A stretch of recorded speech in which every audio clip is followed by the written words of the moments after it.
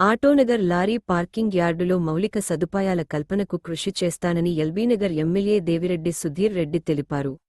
Mansoorabad division ఆటోనగర్లో Kothapet building material lorry owners association ఆధ్వర్యంలో బుధవారం నిర్వహించిన నూతన క్యాలెండర్ ఆవిష్కరణ మహోత్సవానికి ఆయన మాజీ కార్పొరేటర్, లారీ అసోసియేషన్ గౌరవ అధ్యక్షులు కొప్పుల విఠల్ రెడ్డితో కలిసి ముఖ్య అతిథిగా హాజరై నూతన క్యాలెండర్ ఆవిష్కరించారు.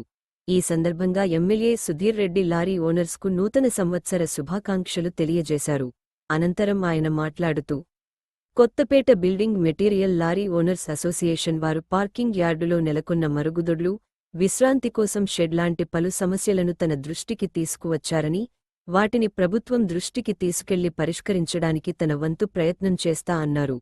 ఈ సందర్భంగా లారీ అసోసియేషన్ ప్రతినిధులు ఎమ్మెల్యే సుధీర్ రెడ్డి, కొప్పుల విఠల్ రెడ్డికి శాలువాలు కప్పి ఘనంగా సన్మానించారు.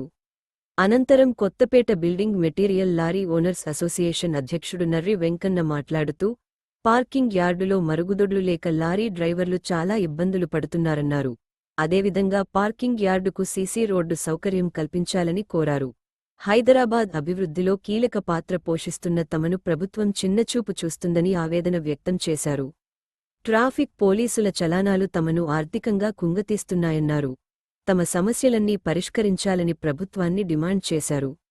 ఈ కార్యక్రమంలో మన్సూరాబాద్ డివిజన్ బీఆర్ఎస్ యువ నాయకుడు జక్కిడి రఘువీర్ రెడ్డి, అసోసియేషన్ ప్రధాన కార్యదర్శి సత్తయ్య, కోశాధికారి నర్రి అంజయ్య, ఉపాధ్యక్షులు నర్రి లింగం, మందుల సత్తయ్య, కార్యనిర్వాహక కార్యదర్శులు, సహాయ కార్యదర్శులు, కార్యవర్గ సభ్యులు, లారీ ఓనర్లు అధిక సంఖ్యలో పాల్గొన్నారు.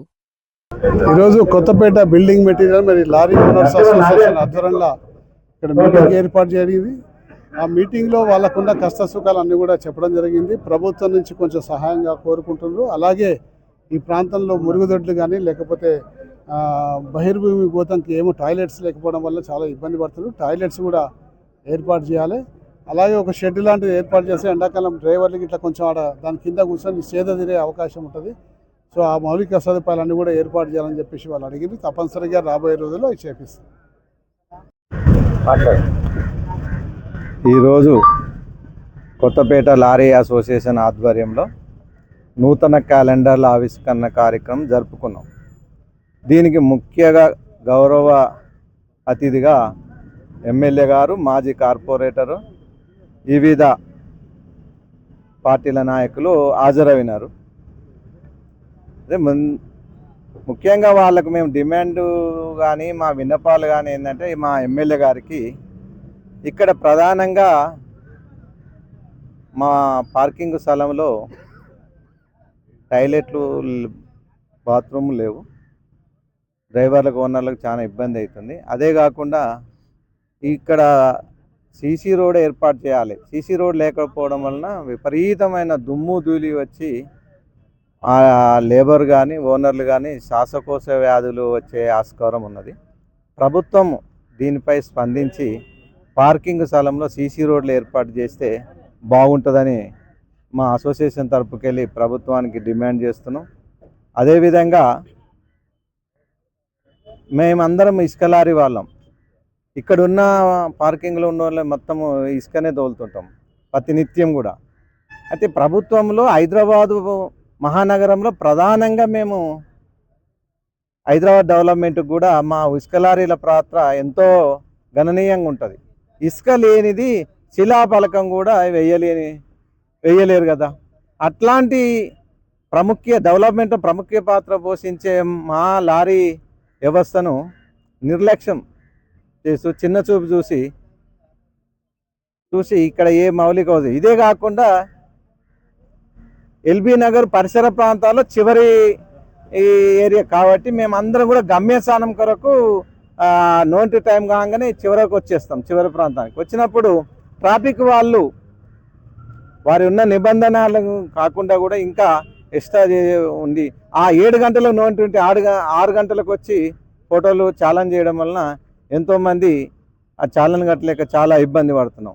మామూలుగా నోటి ఛాలెంజ్ అయితే నో పార్కింగ్ ఛాలెంజ్ కొట్టి 1600, 2000 రూపాయలు కొట్టడం వలన మేము కొద్దో గొప్ప సంపాదించే ఆ ట్రిప్కి వచ్చి 2500, 2000 రూపాయలు ఆ ఛాలెంజ్కే పోతున్నాయి. దానివలన మేము చాలా నష్టపోతున్నాం. ఇక్కడ స్థానికంగా ఉన్నటువంటి పోలీసు వారిని విజ్ఞప్తి చేస్తున్నాం. ఈ మాకు 7 గంటల దాకా ఛాలెంజ్ చేయొద్దు, మాది చివరి పరిసర ప్రాంతం కాబట్టి ఇంకొక గంట మినాయించాలని కూడా వారికి రిక్వెస్ట్ చేస్తున్నాం.